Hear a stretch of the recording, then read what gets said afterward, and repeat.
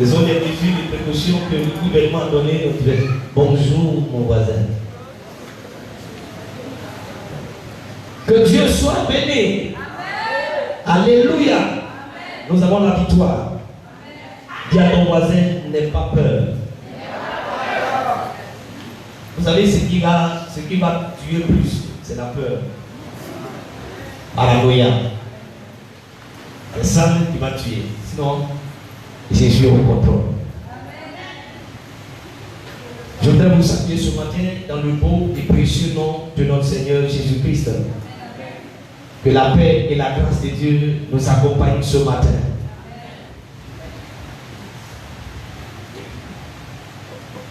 Que le nom de notre Dieu soit béni ce matin. Je ne sens pas le peuple ce matin, vous êtes fatigué.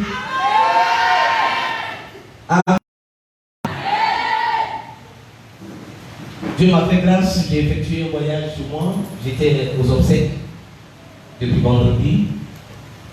Je perds mon oncle, donc j'étais au village et Dieu m'a fait grâce. Je suis rentré hier. Amen. Notre Seigneur, pour ce moment passé en famille, que notre Dieu soit béni. Merci pour vos prières. À certaines personnes qui ne m'ont pas vu le vendredi, m'ont appelé, mais papa, où tu es? Merci pour vos appels. Amen. Au moins, vous pensez à moi. Que Dieu vous bénisse. Alors, nous allons continuer notre enseignement. Depuis le dimanche passé, nous avons un enseignement que le Seigneur nous a donné et on n'a pas terminé cet enseignement. Cet esprit a dit d'arrêter. Donc ce matin, nous allons continuer cet enseignement qui a pour thème les 12 attitudes à posséder pour une vie d'explosion et d'expansion. Amen. Donc le Seigneur nous donne 12 attitudes. Si tu veux vivre une vie d'explosion et d'expansion, il y a 12 attitudes que tu dois accomplir. Et nous avons vu que 4 le dimanche passé. Tu peux me citer la première attitude qu'on a vue le dimanche? Manifester la force spirituelle qui dit de mettre notre confiance en Dieu. En toutes circonstances, à chaque situation, mets ta confiance en Dieu. Amen. Ça a été le cas de Esther. Esther a mis sa confiance en notre Dieu. Et la Bible déclare qu'Esther a été choisie par le roi pour être la reine. Deuxième attitude, le cœur selon Dieu. Nous avons vu le cas de David. Et quand on a un cœur selon Dieu, comment est-ce que nous sommes? On est humble. Quand vous avez le cœur selon Dieu, vous êtes humble. Donc vous ne pouvez pas orgueilleux. Deuxième chose, vous êtes un serviteur. Amen. Vous êtes un serviteur. Vous êtes là pour servir les autres. Troisième chose, vous êtes intègre. L'intégrité. Amen. Et la quatrième attitude, la troisième attitude, c'est apprendre de nos erreurs et trouver des leçons. On a vu le cas de Moïse. Moïse voulait accomplir les choses de Dieu à sa façon, à sa manière. Et la Bible dit qu'il a eu beaucoup de problèmes et il a fui. Mais après cela, il a eu le temps d'apprendre ses erreurs. Il a compris qu'on ne pouvait pas accomplir la volonté de Dieu avec la force charnelle. Amen. Donc, si vous voulez réussir dans la vie, apprenez à tirer des leçons de vos échecs. Pourquoi hier j'ai échoué? Qu'est-ce qui a fait que j'ai échoué? Donc, si tu tires le leçon, et si tu repars à zéro et que la situation se présente, tu ne peux plus échouer. Parce que tu as tiré des leçons. Ensuite, la quatrième attitude, croire ce que Dieu a dit et persévérer, croire en ton rêve. Quelle que soit la situation, les circonstances, croire ce que Dieu t'a dit. Ça peut mettre le temps, ça peut durer. C'est ce que Dieu a dit à Habakkuk. Il dit, attends la prophétie. Attends-la. Même si elle tarde, attends-la. Elle s'accomplira certainement. Amen. Alléluia. Donc ce matin, nous allons voir selon la 7e attitude pour une vie d'explosion et d'expansion.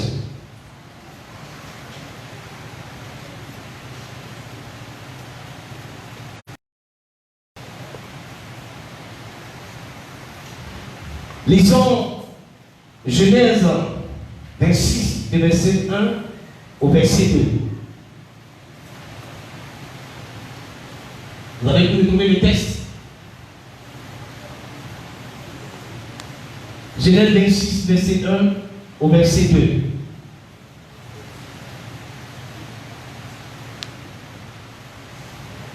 La régie.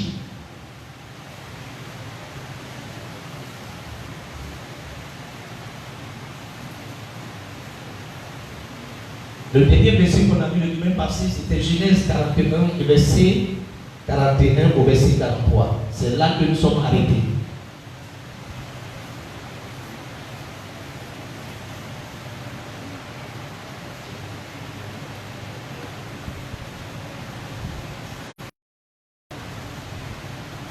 Ok. Alors, Genèse 26, verset 1 au verset 2. Il y eut une famille dans le pays, la première famille qui eut lieu du temps d'Abraham. Isaac avait Abimelech, roi des Philistins, à Guérar. L'Éternel lui apparut et dit: descends, ne descends pas en Égypte, demeure dans le pays où je te dirai. La 7e attitude ce matin, c'est l'obéissance d'Isaac. Alléluia. Si tu veux entrer dans une vie d'explosion et d'expansion, sois un chrétien obéissant ou sois une chrétienne obéissante. Amen. Et la Bible dit dans ce passage que Isaac ne savait pas dans quel pays l'Éternel allait l'envoyer. Il y a eu une famine, il y a eu la sécheresse, et tout le monde est en train de fuir Guérar chez les Philistins pour aller en Égypte. Pourquoi? Parce que là-bas, la terre est fertile.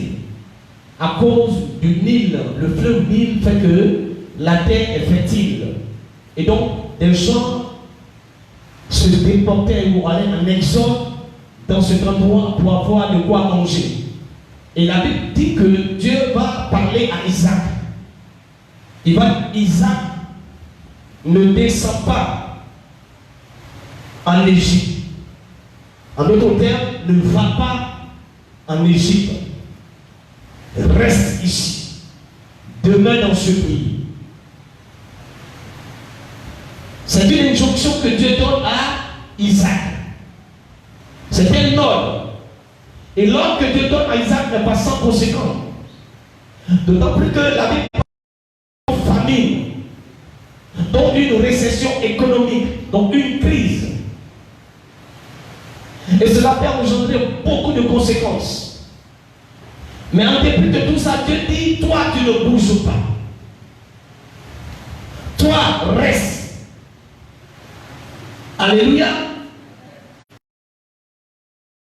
Le mot grec kabeno est traduit par descendre au sens métaphorique, signifie jeter dans un état inférieur, misérable. Donc Dieu veut dire à Isaac: reste dans cette situation misérable.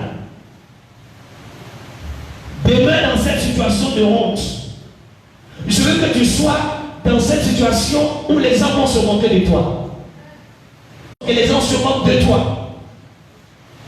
Mais Dieu sait pourquoi il dit à son serviteur de rester là.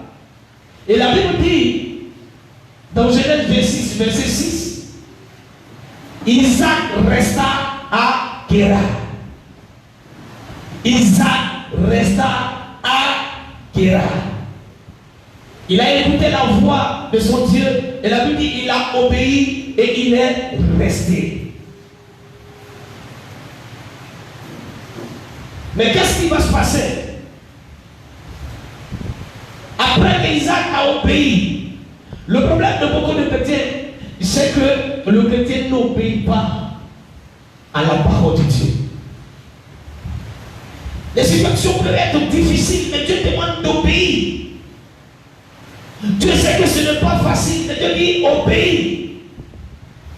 Mais le gros problème, c'est la désobéissance. Mais si tu es désobéissant, tu ne peux pas voir la main de Dieu. Chaque fois que tu désobéis Dieu, tu deviens un rebelle. Alléluia. Qu'est-ce qui a fait que Dieu a chassé le premier roi d'Israël, Saül? Qu'est-ce qu'il a fait? Il a désobéi à Dieu. Il a désobéi. Dieu lui a dit, voici ce que tu dois faire. Et voici ce que tu ne dois pas faire. Et la Bible, il a désobéi Dieu. Mais ici, Isaac a obéi. Lisons Genèse 26, verset 12. Il dit, Isaac sema dans ce pays et il recueillit cette année le centuple. Car l'Éternel le bénit. Cet homme devient riche. Il alla s'enrichissant de plus en plus jusqu'à ce qu'il devienne fort riche. Regardez le résultat de l'obéissance. Quand on obéit Dieu, dans des conditions extrêmement difficiles. Ici, il a obéi, mais vous savez que l'obéissance va avec la foi. Ces deux choses sont inséparables. Quand on obéit Dieu, on a la foi. C'est parce qu'on a la foi qu'on obéit. C'est parce qu'on obéit parce qu'on a la foi. Et la Bible dit qu'il a obéi. C'est pourquoi Dieu dit l'obéissance vaut mieux que des sacrifices. L'obéissance vaut mieux que les sacrifices. Qu'est-ce qui a fait que Jésus a été élevé? La Bible dit qu'il a été obéissant jusqu'à la mort de la croix. C'est pourquoi Dieu l'a souverainement élevé. Je vais te dire ce matin, bien-aimé, apprends à obéir Dieu. Dieu peut te demander des choses difficiles. Dieu peut te demander de le faire. Mais si tu obéis Dieu, voici ce que Dieu fait pour toi. Et dis-toi, tu ne bouges pas. Tu restes. Mais regardez les conditions. Est-ce qu'on peut semer? Il y a la famille. Il a juste quelques petits grains. Logiquement, il devait manger. N'est-ce pas? Mais il va utiliser le peu qu'il a et il va semer. Généralement, on sème parce qu'on en a trop. Alléluia. Dieu peut dire ton dernier billet que tu as. Dieu sait que tu n'as rien à manger à la maison. Et regardez ce qui se passe, ce qui va se passer entre Élie et la veuve de Sarepta. La Bible nous apprend beaucoup de choses. Si nous sommes chrétiens, apprenons à obéir. Et nous allons voir le miracle de Dieu. Élie s'en va, il trouve la veuve. Il lui dit, apporte-moi à boire, chose qu'elle fait parce qu'il y avait un peu d'eau. Mais regardez, il va lui dire, fais-moi à manger. Et elle lui dit, je n'ai plus rien. Je n'ai juste qu'un peu d'huile, un peu de farine. Et elle lui dit, tu vois, je suis en train de ramasser du bois. Allez préparer juste un petit gâteau. Mon fils et moi, on va manger et demain, on va mourir. Donc, elle prend le décor. Elle dit à Élie que ce que tu me demandes, c'est difficile, c'est impossible. Mais regardez ce qu'Élie dit à la femme. Il dit, femme, fais ce que je te dis. Fais ce que... Il ne dit pas dit fais ce que Dieu dit. Il dit fais ce que je te dis. Parce qu'en ce moment prêché, il porte en lui la plénitude de la divinité, la puissance de Dieu, dont il parle de la part du Seigneur. Il dit fais ce que je te demande. Et la Bible dit quoi? Qu'est-ce qui va se passer? La femme va obéir. La femme va dans la cuisine. Elle va préparer le gâteau pour l'homme de Dieu d'abord. Est-ce que vous me comprenez ce matin? Nous voulons voir le miracle de Dieu. Nous voulons voir Dieu nous bénir. Mais avant que Dieu bénisse quelqu'un, Dieu va d'abord éprouver cette personne. Le degré de ton obéissance. Est-ce que vous me comprenez ce matin? La femme s'en va, elle fait le gâteau. D'abord pour l'homme de Dieu. Elle envoie. Et la Bible dit que pendant qu'il mangeait, la dame est retournée dans la cuisine.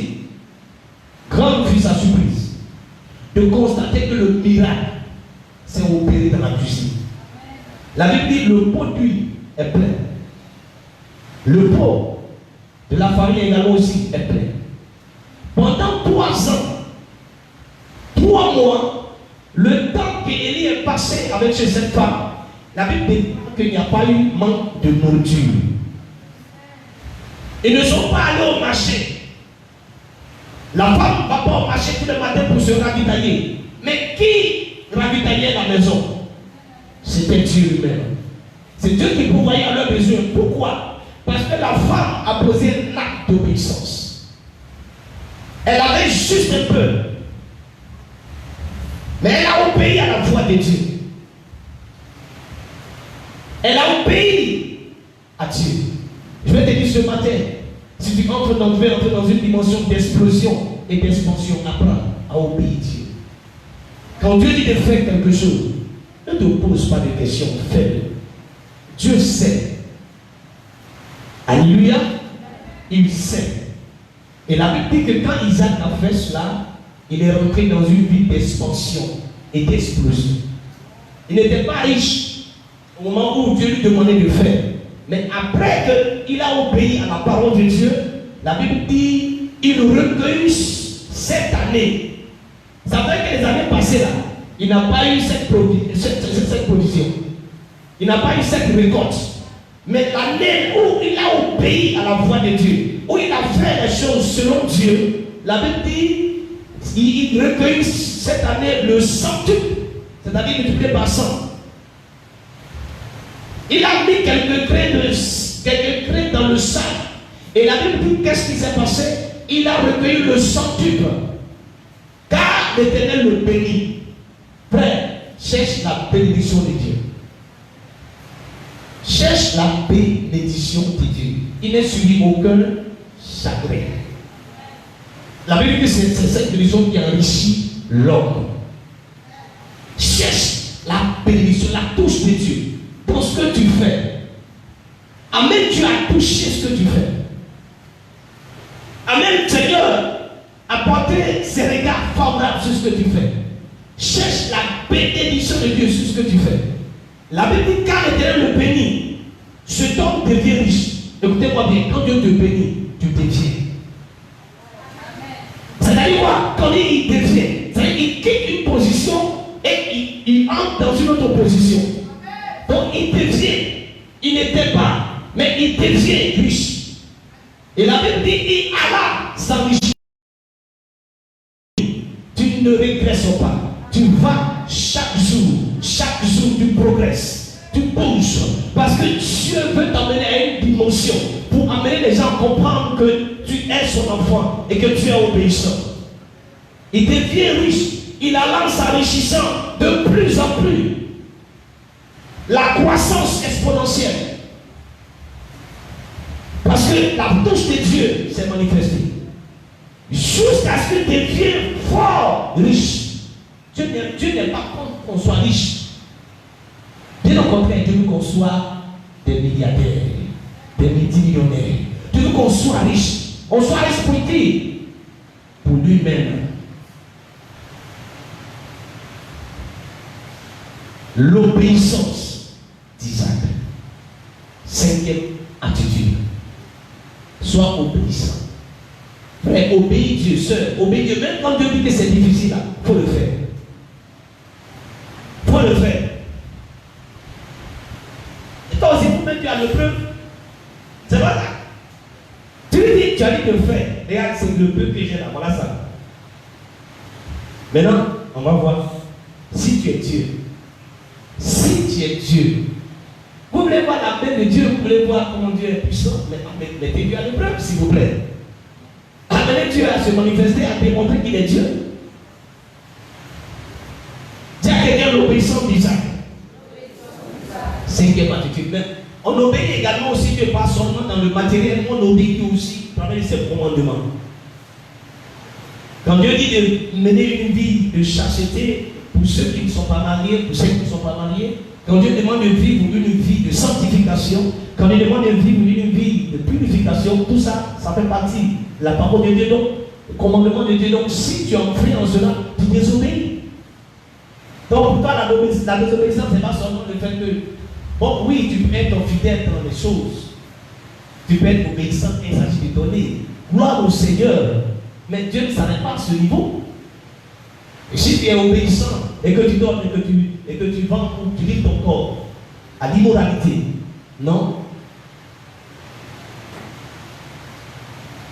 Donc il faut que tu sois obéissant dans toute la parole de Dieu.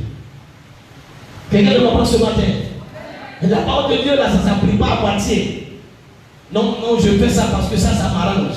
L'autre là, c'est compliqué, c'est difficile. Non, on ne prie pas la parole de Dieu, on applique la. C'est pourquoi Dieu apporte l'apôtre Paul dit à Timothée, enseigne tout le conseil de Dieu. Enseigne tout le conseil de Dieu. On ne va pas vous mettre chaque jour vous enseigner le message de la prospérité. Oui, chaque jour, chaque dimanche, il y a des églises, c'est leur message. La prospérité tous les jours. Mais les hommes vivent dans le péché. Ils vivent dans la sueur. Ça voudrait dire que tu vas être mais tu iras en enfer. C'est ce que ça veut dire, le message de prospérité. Donne au Seigneur. Donne tous les jours, Dieu va te bénir.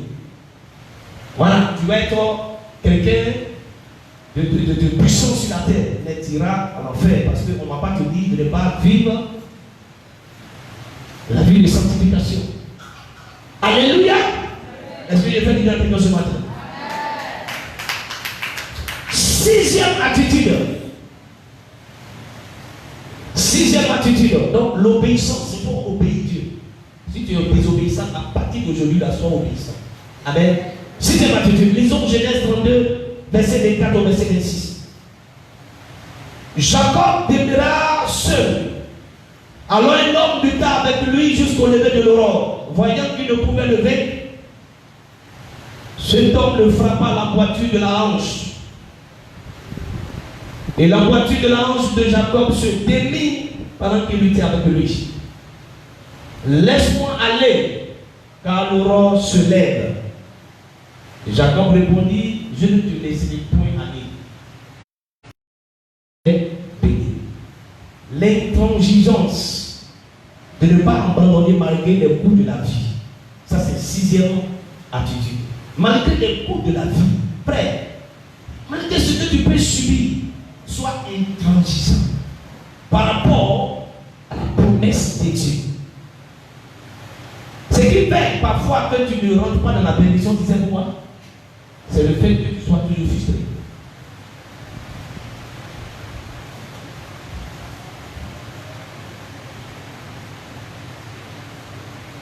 Le fait que tu sois toujours frustré, la frustration vient du diable. Et regardez ce que Jésus dit à Pierre. Pierre, qui est Pierre pour Jésus? Qui est Pierre pour Jésus? Son disciple. Il pose la question à Pierre, qui je suis? Et Pierre dit quoi? Qu'est-ce que Pierre dit? Je suis le Fils de Dieu. Donc il donne une bonne réponse. Et la Bible dit qu'il a félicité Pierre. Jésus était touché. Mais quelques heures plus tard, qu'est-ce qui va se passer? Il va dire à Pierre, arrière de moi Satan. Il dit, tu mets en scandale à chaque fois que tu ouvres ta bouche. C'est Jésus qui parle à Pierre, arrière de moi Satan. Quelle a été la réponse de Pierre? Est-ce que Pierre a dit que j'ai été frustré? Ils étaient 12. Jésus n'a pas pris Pierre de côté pour dire, tu sais, il y a des choses pour lesquelles on ne dit pas. Donc après la prochaine fois, il ne faut pas dire comme ça devant les 12. Il dit, tu es le diable. C'est fort, non? Mais qu'est-ce que Pierre a dit? Quand à un moment donné, les disciples ont commencé à quitter Jésus. Il dit, mais vous là, vous n'allez pas aussi. Pierre prend la réponse, il prend la parole, il dit quoi? À qui irions-nous? Toi qui as les paroles de vie. Pierre aurait pu dire, moi, tu es frustré. Vous savez, Pierre, vous avez vu Jésus. Est-ce que vous savez ça? Ah non. Donc Pierre est le grand frère. Mais dans le ministère, Jésus est son père spirituel. Jésus est son maître. Donc il ne parle pas à Pierre en regardant l'âge. Pourquoi? Parce qu'en ce moment il est investi du pouvoir royal, de l'autorité divine. Parce que est en sécurité ou suivi par Jésus. Alléluia. Je vous dis quelque chose ce matin. Arrêtez de prendre tout ce que vous entendez comme parole de frustration. Arrêtez de vivre cette vie de frustration. Non, ça va vous détourner de l'essentiel. Regardez l'essentiel, c'est que Dieu a dit. Quand on vit en communauté, quand on vit ensemble, il va voir ces choses. Est-ce que vous me comprenez?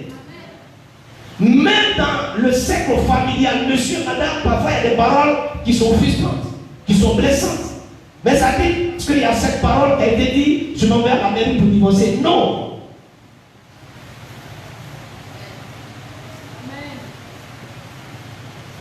La Bible va nous dire ici que Jacob paraissait seul. Jacob demeura seul. Il y a une fois, apprends à être seul, s'il vous plaît. Apprends à être seul parfois. Il est resté seul. Où étaient les autres? Quand il quittait chez Laban, il n'était pas seul. Il était avec ses enfants, ses femmes, il avait 2 femmes et ses serviteurs. Mais la Bible déclare qu'ici précisément, Jacob demeura seul. Les autres sont partis et restés seuls. Est-ce que tu comprends parfois?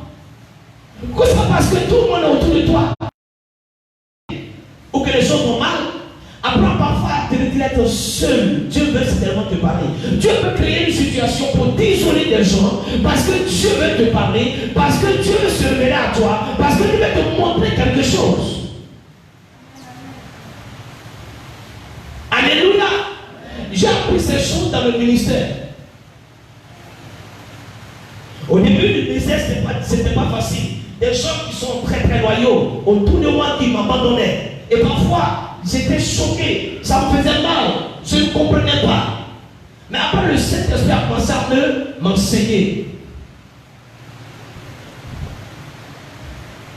Jacob demeura seul. Et il a dit, alors un homme lutta avec lui. Regardez. Un homme va lutter avec toi. J'ai dit un homme va lutter. Si sur le chemin de l'explosion et de l'expansion, tu n'as pas rencontré un homme pour lutter avec toi, tu ne peux pas entrer dans une vie de percée. Tant qu'il n'y a pas eu de lutte avec Dieu, tant qu'il n'y a pas eu cette rencontre avec Dieu, il ne peut pas avoir une vie surnaturelle. La Bible dit qu'il resta seul. Regardez, il était dans une situation difficile. Il était seul.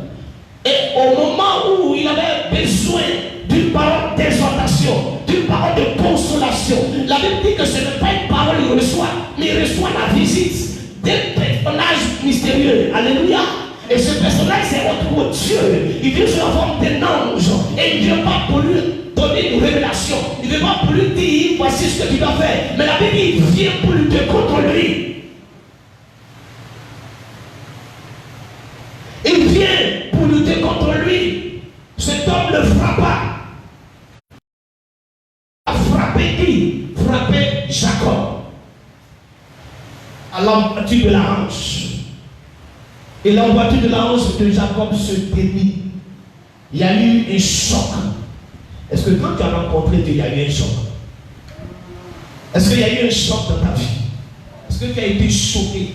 Quand tu as rencontré Dieu, c'est une chose. Si tu n'as jamais été choqué, c'est que ta vie de conversion n'est pas tout à fait complète.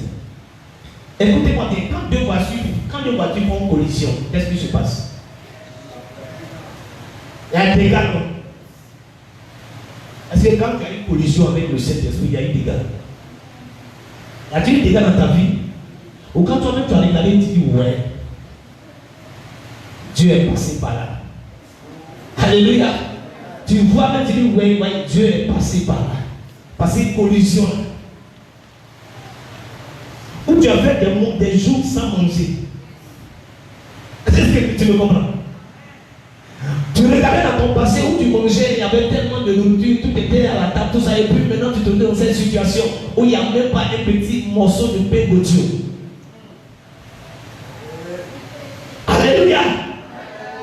Il n'y en a pas ce petit morceau de pain que tu cherches, mais tu ne trouves pas. Est-ce que ta vie est passée par là, par une collision? L'empathie de l'ange se termine pendant qu'il luttait avec lui. Et la Bible dit qu'il était intransigeant.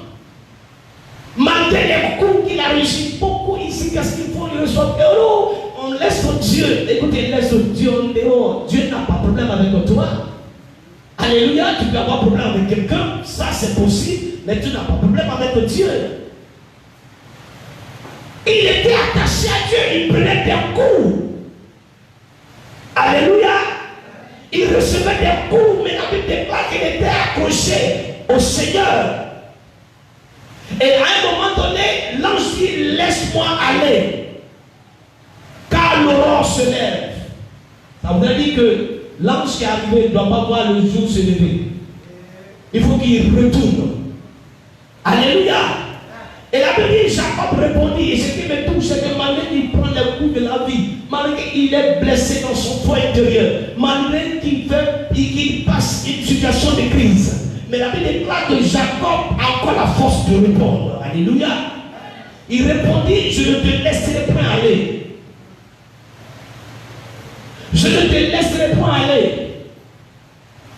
Même si tu m'insultes, même si tu me ridiculises, même si tu m'humilies, je ne te laisse point aller. Vous savez pourquoi? Parce qu'il veut une bénédiction. Jacob,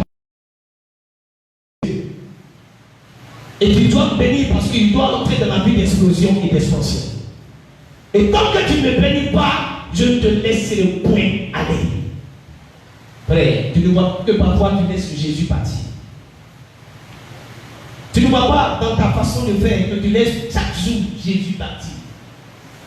Pour juste une parole, pour juste un comportement, pour juste un fait.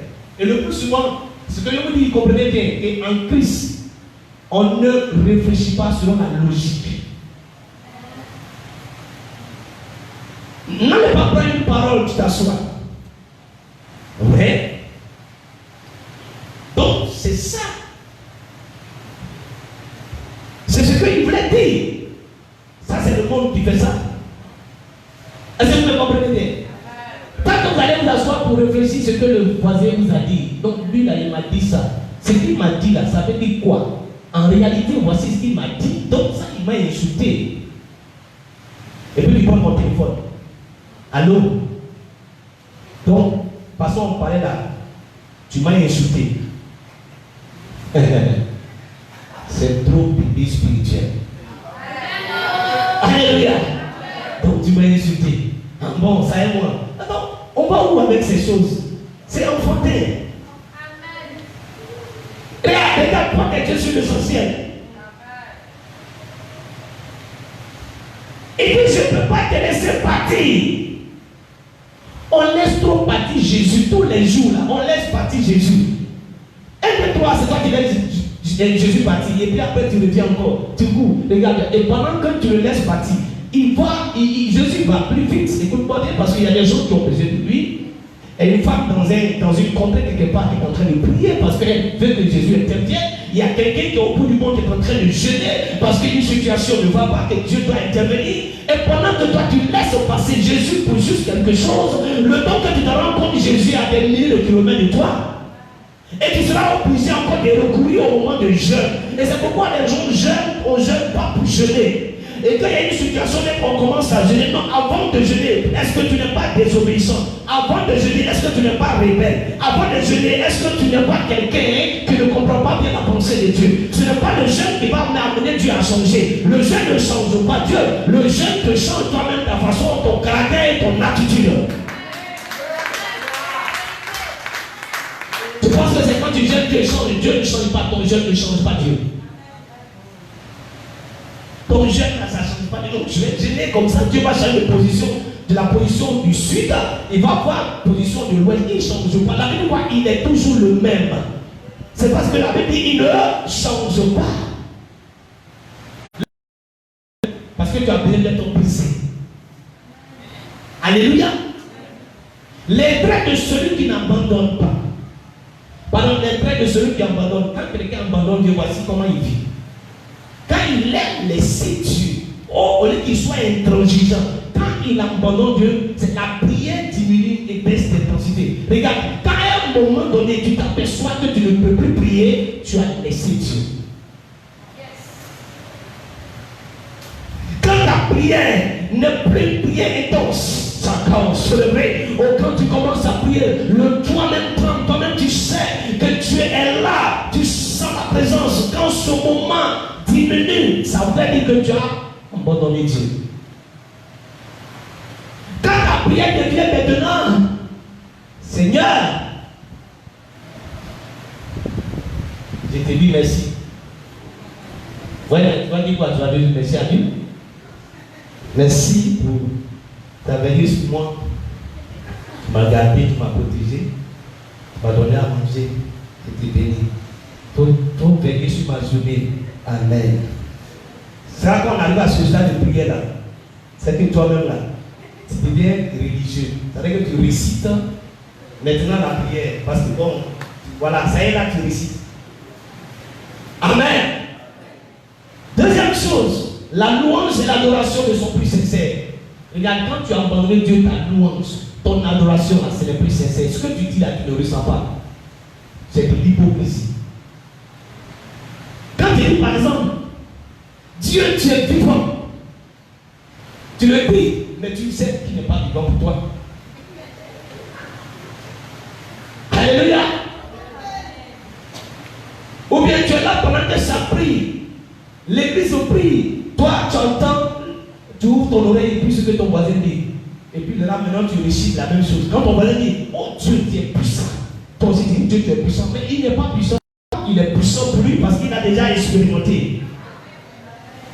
Alléluia. Tu n'as plus de parole, tu attends maintenant quand le voisin dit, Dieu est vivant, Dieu est puissant. Toi aussi Dieu est vivant, Dieu est puissant. Et puis tu attends.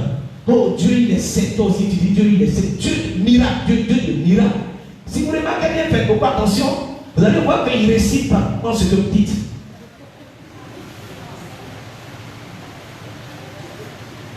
Si tu étais, tu vas voir, il va se taire. En ce moment, il n'a plus rien à dire, il attend que tu dis quelque chose. Et puis lui aussi commence. L'adoration et la louange, ce n'est pas sincère. Tu le dis comme ça. Ensuite, la manière de donner au Seigneur change. Ça devient décroissant. Avant, tu donnes. Toi-même, tu es fier. Maintenant, alléluia. Alléluia. Maintenant, même là, tu n'as pas envie de donner. Oh, j'ai donné même là où j'ai vu quoi. Je n'ai rien vu, je suis fatigué de donner. On dit qu'il faut donner, je donne, mais il n'y a rien. Mais si tu donnes comme Caïn, Dieu n'a pas créé l'offrande de Caïn, et il a créé l'offrande d'Abel. Donc si tu donnes comme Caïn, tu ne vas pas recevoir. Alléluia. Amen. Jacob n'a pas abandonné la vie. De le contraire, il a continué la bénédiction. Et la vie d'explosion et d'expansion s'est levée. Je dis à quelqu'un ce matin, regarde, n'abandonne pas. N'abandonne pas le Seigneur. Alléluia. Quelles que soient les circonstances, n'abandonne pas. Regarde, ta vie là, ça se trouve en secret. Si tu l'abandonnes, et si devant toi il y a un piège, tu fais quoi? Tu as toujours besoin de Jésus. Dis à ton voisin, tu as besoin toujours de Jésus. Il ne faut pas abandonner Jésus. Ne l'abandonne pas. Continue de réclamer. La Bible dit, Genèse 32, verset 28. Il dit encore, ton nom ne sera plus Jacob. Quand il se battait là, ça s'appelait Jacob. C'est-à-dire le rusé, le mamailleur. Ça c'est comme ça qu'on l'appelait. Mais après qu'il a été intransigeant, il a saisi l'ange là. Il dit, aujourd'hui là, tu me tues ou tu changes ma destinée. Parce que je prends de vivre une telle vie. Si tu ne changes pas ma destinée, je ne te laisse pas. Ou tue-moi. Tu as déjà cassé ma hanche. Qu'est-ce qu'il me laisse encore? Alléluia. Tu m'as déjà brisé. Mais qu'est-ce que je cherche encore? Si tu n'as pas changé ma vie, c'est que tu vas me tuer ce matin. Je ne te laisse pas. Et la Bible dit, l'ange dit, ton nom ne sera plus Jacob. Écoutez-moi bien. Quand tu entres dans la vie d'explosion, d'expansion, Dieu change la première chose, ton identité. Ton identité spirituelle doit d'abord changer. Le diable te voit comment? Quand Satan te regarde, comment il te voit? Si Satan te voit comme étant le fils de monsieur Série, ou bien de monsieur Tapé, ou bien de monsieur Kwaku, de monsieur Yapi, amen. Si le diable te voit comme ça, ça fait que quoi? Ton identité spirituelle n'a pas changé. Mais s'il te voit en tant qu'enfant de Dieu, s'il te voit en tant que, oui, représentant de Dieu sur la terre, la façon où Satan doit se lever contre toi, sa manière va changer. Parce qu'il ne peut plus te voir de la même façon, de la même manière. Parce que maintenant, tu es enfant de Dieu. Tu as la grâce sur toi. Tu as la faveur sur toi. Donc ton identité doit changer. Et donc l'ange dit, tu ne vas plus t'appeler Jacob. Jacob, c'est le nom que son père lui a donné. C'est l'identité familiale. Il dit, mais tu seras appelé Israël. Car tu as lutté avec Dieu et avec les hommes et tu as été vainqueur. Alléluia. C'est quand il a changé d'identité qu'il est rentré dans la vie d'explosion et d'expansion. C'est pour ça aujourd'hui on l'appelle Israël. Israël vient de Jacob. Jacob est le père de la nation israélienne. Alléluia. Alléluia. Mais comment cet homme est quitté de cette opposition brisée, malin, et maintenant il devient quelqu'un qui va conduire la destinée de Dieu dans une position glorieuse. Comment? Il a été intransigeant. Il dit Dieu ne te laisse pas.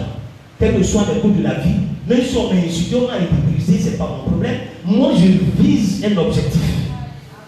Je sais où je m'en vais. Si ma vie change, les gens vont changer d'opinion sur ma personne. Non, je pensais que tu m'avais compris ce matin. Regarde, si ta vie change là, les gens vont changer leur opinion. Ceux qui te regardent comme tu n'es rien là. Attends. Non, non.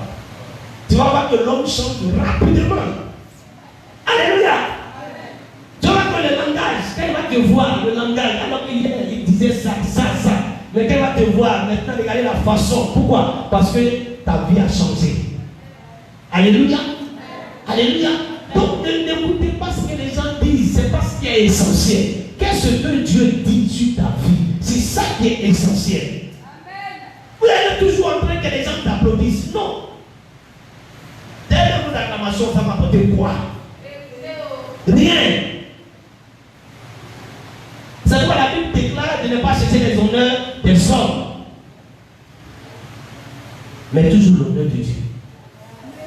Parce que la position de l'homme va changer en fonction de ce que tu es. Aujourd'hui, tu peux avoir un paix. Ils sont avec toi. Ils savent qu'ils peuvent manger, mais demain, quand tu n'as plus rien, regarde, la position va changer. Donc, c'est ça la cause à tu cherches honneur des gens. Hein? Non.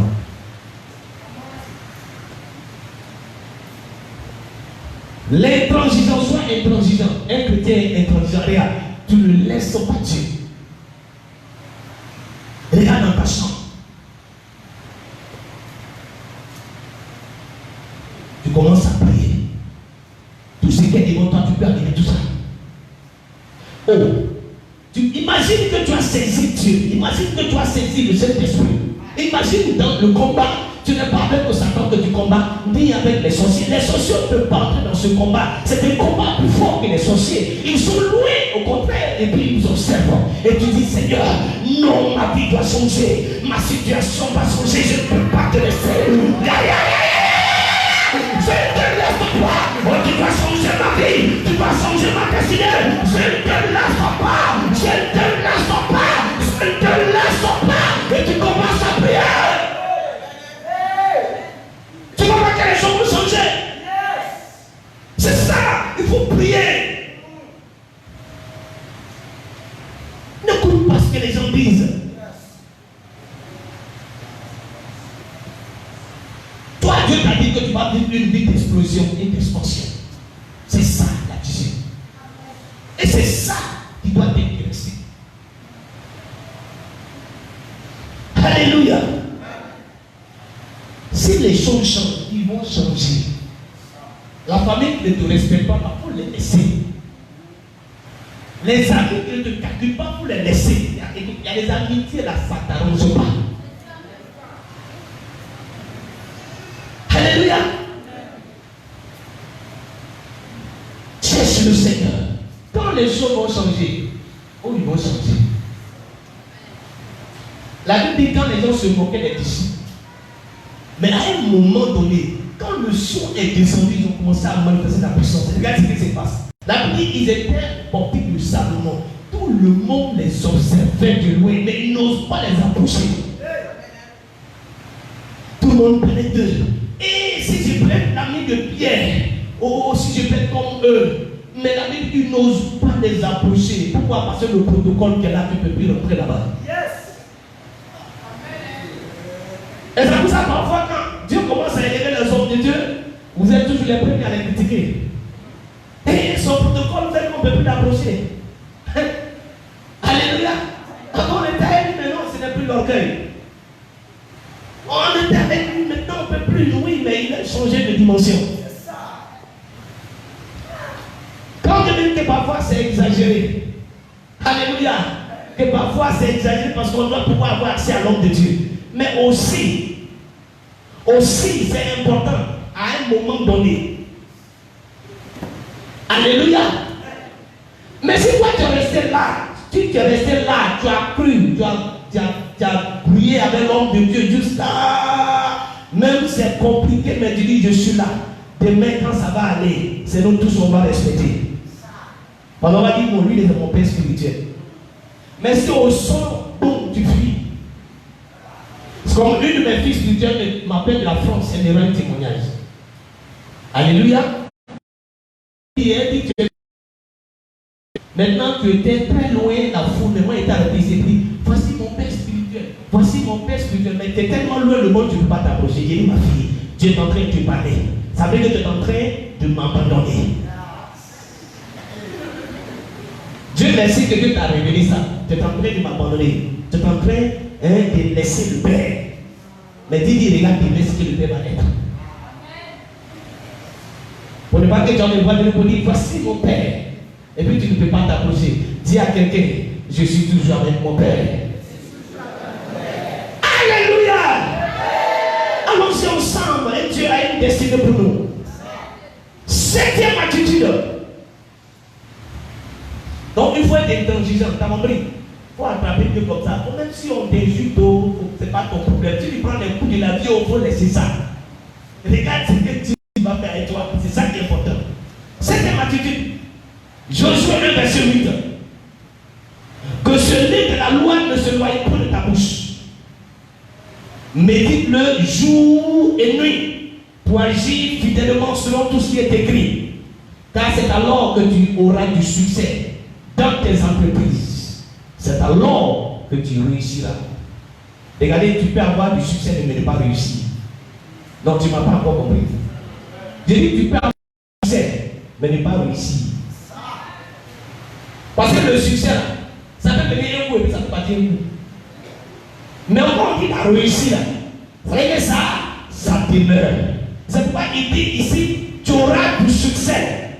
Et c'est alors que tu réussiras. Amen. Donc tu peux avoir le succès, tu peux ne pas réussir. Ça peut venir un coup et puis oh. Alléluia. Je sois une façon de marcher maintenant. Frère, oh, ça va un peu. Hein?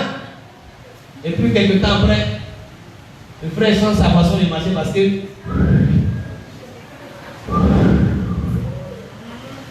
C'est parti.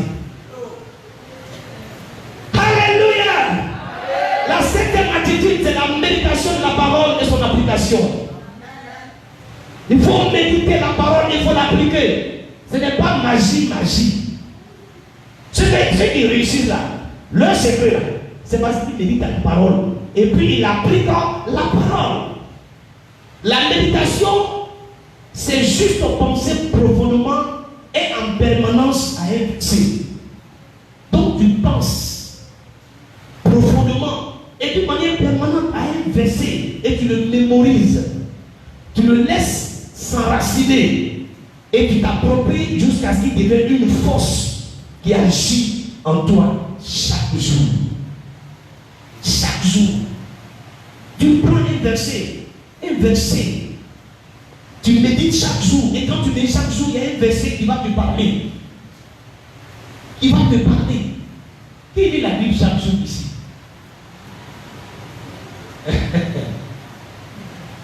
Frère, tu veux réussir. Non? Tu veux avoir du succès? Il faut d'abord lire la Bible. Mais si tu ne lis pas la Bible, tu fais quoi? On dit la foi vient de ce qu'on entend. C'est pas ce qu'on a dit ici. Est-ce qu'on entend bien la parole de Dieu? Donc comment ta foi peut grandir si tu ne lis pas la Bible? Alléluia. Ce n'est pas le nombre de versets appris qui compte. C'est l'effet que produit sur vous la lecture. La méditation de la parole de Dieu clarifie votre compréhension et corrige votre conduite. Elle enrichit votre esprit. Alléluia. Quand tu lis la Bible, il y a une parole qui va te frapper. Il y a une révélation qui va venir de la parole que tu es en train de lire. Et tu vas voir exactement ce que tu es dans la parole. Et tu vas commencer à appliquer cette parole à ta vie. Tu vas marcher exactement comme ce que la Bible nous dit. Tu t'appropries de cela. Et tu dis, ma vie va changer par rapport à cette parole. Et ça devient une réalité. Lisons le psaume 1, verset 2 au verset 3. Mais qui trouve son plaisir dans la loi de l'Éternel et qui la médite jour et nuit. Il est comme un arbre planté près d'un courant d'eau qui donne son fruit en sa saison et dont le feuillage ne se frétille point. Tout ce qu'il fait, il réussit. Vous comprenez bien? Le secret là, c'est la parole. Chaque jour, tu dois avoir au moins un verset qui sort de chez lui très tôt le matin avec un verset biblique. Yeah.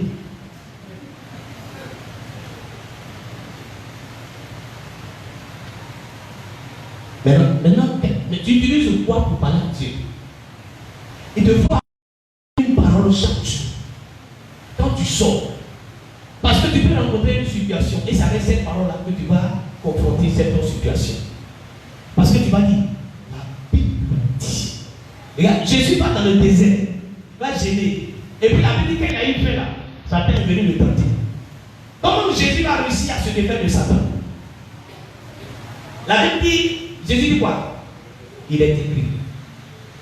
Vous pensez que Jésus a commencé à dire, Satan, il a-t-il parlé en langue là-bas?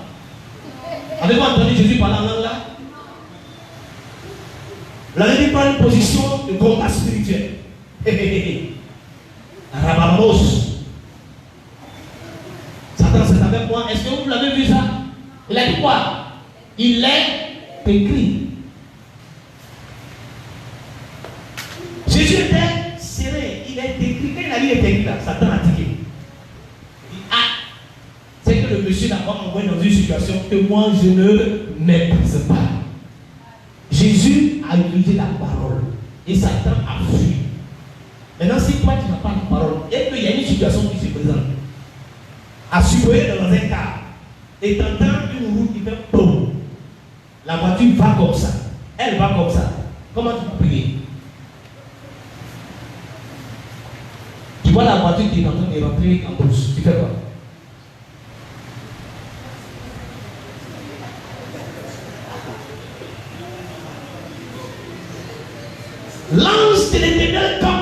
de ceux qui les craignent et les délivre de tout danger.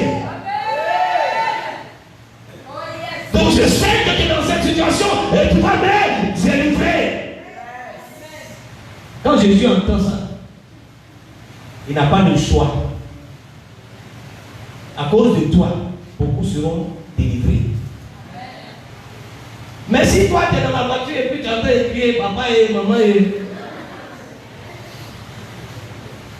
Aujourd'hui c'est fini pour moi. Oh. Alors tu prends ton téléphone SMS chérie, bon aujourd'hui là c'est fini. Hein. Dis adieu aux enfants. Alléluia. Il faut méditer la parole. Ne sors pas de chez toi chaque jour sans un verset de Bible. Et qui dort avec une parole? Quand avant de dormir, qui dort avec une parole? Waouh! Avant de dormir, tu peux avoir un verset. Et quand tu finis, tu pries sur ce verset. Seigneur, voici ce que ta Bible dit. C'est alors que tu réussiras. Mais comment tu vas réussir? En méditant jour et nuit la parole, la loi de l'Éternel. C'est alors que tu réussiras. Tu auras du succès et tu réussiras. C'est la méditation de la parole de Dieu. Dis amen fort ce matin. Donc en sortant de ce matin-là, il te faut désormais, regarde, la clé de ton succès et de ta réussite se trouve dans la Bible. Matin, tu sors de chez toi avec un verset. La plupart d'entre nous ici, là, on a allé à l'école. On a bossé parce qu'on a fait ce qu'on appelle poids lourd. C'est pas ça? Mais pourquoi tu ne parles pas dans la Bible?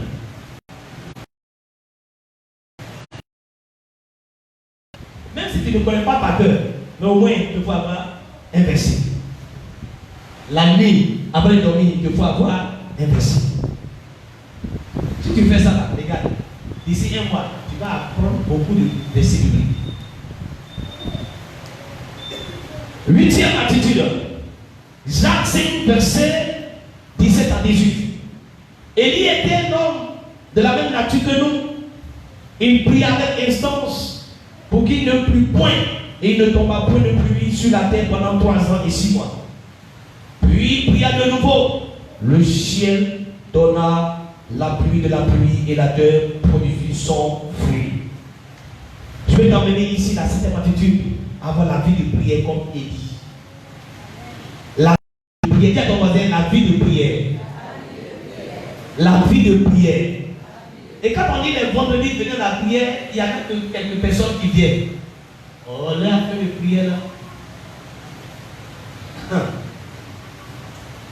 Frère, regarde, l'acte que Dieu t'a donné, c'est quoi? La prière. La Bible, Élie était un homme de la même nature que toi et moi. Il a fait quoi? Il a fait quoi? Il a prié. Avec quoi? Avec quoi? Instance, ça veut dire quoi? Il a insisté. Il a insisté. Il n'a pas relâché la prière. Même quand il ne voyait rien, il dit à son serviteur, il dit, il faut aller voir. Il s'en va, il dit non, il n'y a rien. C'est comme si je t'appelle, il dit, mais on a prié là. Comment ça se passe? Il dit non, il n'y a rien. Prie encore. On prie, comment? Non, il n'y a rien. Prie encore. Pendant la 7e fois. Et la Bible dit que le serviteur voit quelque chose petit comme la paume de la main. Il voit comme la paume de la main. Et il dit à Élie, voici ce que j'ai vu, il dit quoi? La pluie s'annonce. Alléluia. La même nature que toi et moi, il a prié et puis le ciel était fermé. Il a prié et puis la pluie est descendue. Pour être un homme de prière, une femme de prière. Tu veux voir les grandes choses dans ta vie? Frère, il faut prier. Regarde, mets-toi à la brèche. Si ton genou là, c'est lisse, c'est que tu ne peux pas. La prochaine fois, on va vérifier vos genoux. Alléluia. Comment tu pries? Comment tu pries? Sur le bord du lit, Coucher ton lit avec ton oreille. Merci Seigneur. Comment tu pries? Prie au genou.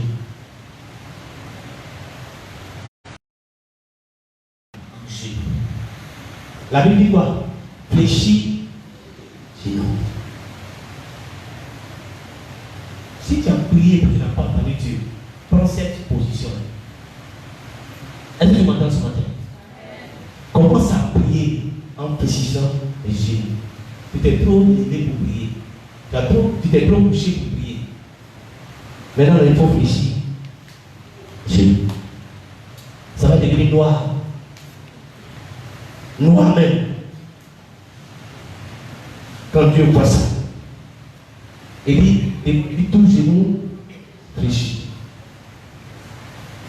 Apprends à fléchir les genoux. C'est vrai que l'homme de Dieu peut le voir. Lui, il fléchit les genoux. Ça là. C'est noir comme ça. Mais et toi? Est-ce que tu peux? Si tu ne pries pas là, la situation ne change pas. Je te dis la vérité. Ça ne va pas changer. Non, tu me diras, j'ai prié. Mais pourquoi tu n'as pas entendu? J'ai pas prié, tu pries comment? Il y a des attitudes de prière. Si tu pries avec le cœur de haine, ce n'est pas la peine. Si tu pries parce que tu pries, tu ne peux pas pardonner, il ne faut pas prier. Si tu pries que tu passes ton temps à prier. Parce que la Bible dit que Dieu n'exauce pas le pécheur.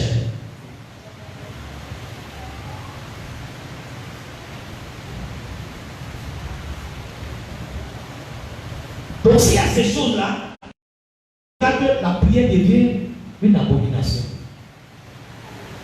Est-ce que tu comprends ça? C'est quand tu vis dans le péché et puis tu vas chercher à prier là. Dieu dit que ta prière est une abomination à ses yeux. Donc il ferme ses oreilles. Et puis il te laisse. Toi tu parles jusqu'à. Et puis tu parles pendant 3 heures, tu dis, tu te lèves le matin. Yeah. Hey, j'ai fait 3 heures de ma prière. Mais tu n'as pas d'appétit. Tu vas parler seul, parce que Dieu a fermé ses oreilles. Est-ce que je me suis ce matin? Change ta façon de prier. Et puis le cœur que tu prends pour prier là. C'est parce que toi, il n'y a pas eu le cœur selon Dieu. Quel est le cœur pour prier? Le cœur que tu prends pour prier. Donc ce matin, la 8e attitude, c'est la prière. Prière là, il faut fléchir les genoux, pardon. Il faut prier maintenant. Il faut apprendre à mettre ton genou et puis tu vas prier. Tu vas voir ce que tu vas faire. Alléluia. Fléchir les genoux. 9e attitude. Lisons Philippiens 4, verset 12. Je sais vivre dans l'humiliation, je sais vivre dans l'abondance. Être rassasié et avoir faim.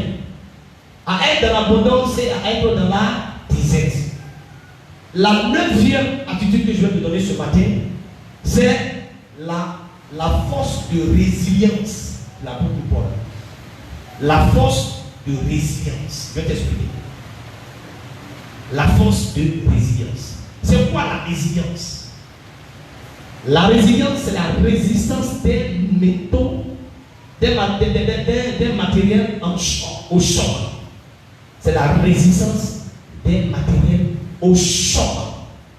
C'est la capacité de reproduction d'une espèce animale inemployée en raison d'une ambiance hostile, mais susceptible d'une expansion soudaine si cette ambiance s'améliore.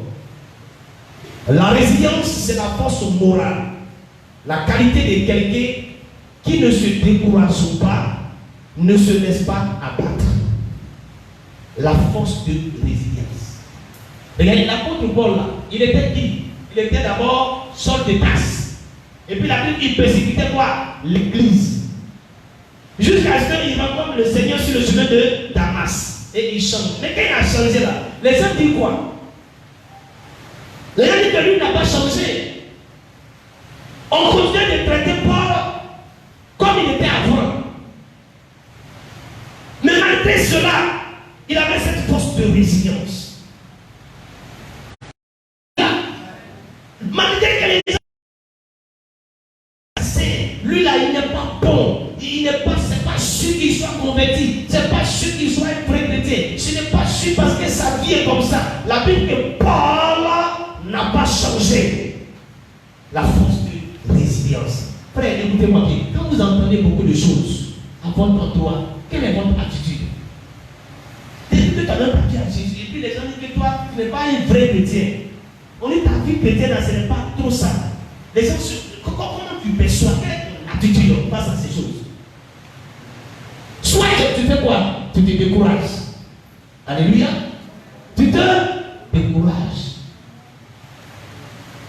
Parce que les gens disent que toi, tu n'es pas un vrai chrétien. Et puis tu te décourages. Tu changes par rapport aux situations. Tu n'as pas la force de résilience à résister au choc. Pour pouvoir résister au choc, si tout ce qu'on dit sur toi, je vous l'ai dit tout à l'heure, ce n'est pas ça qui compte. C'est l'opinion de Dieu qui compte. Laisse les gens te traiter de toujours, toi tu connais ta relation avec Dieu. La vie chrétienne n'est pas extérieure. Quand bien même que parfois, il y a des aspects extérieurs qui peuvent quand même influencer. Mais la vie chrétienne, elle est plutôt intérieure. Avec le Seigneur. La force de résister. Après, il ne faut pas changer. Résiste au choc. Il faut résister. Même s'il y a aussi parfois que tu pries, Dieu n'a pas encore exaucé. Dieu n'a pas encore écouté. Dieu n'a pas encore changé les choses. Il ne faut pas changer. Il faut être un chrétien résistant au choc. Un chrétien résistant au choc. Il ne faut pas changer. Alléluia.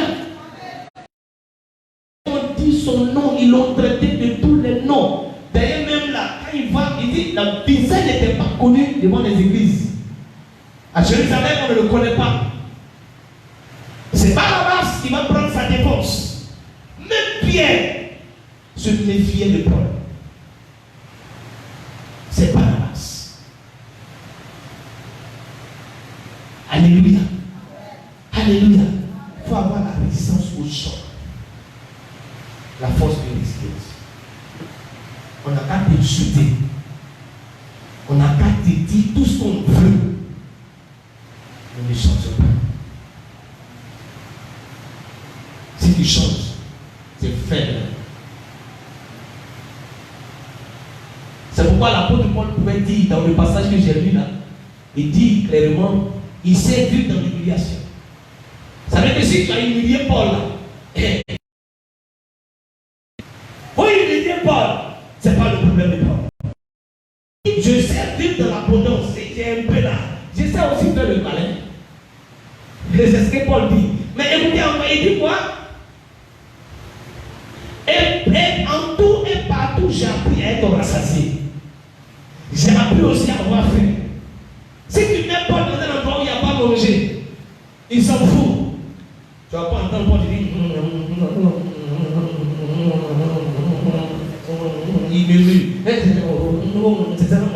C'est pas ça. Paul ne va jamais murmurer. Alléluia. Il ne vit pas ça. Il sait ce qu'il cherche. C'est quoi il dit? Il a appris.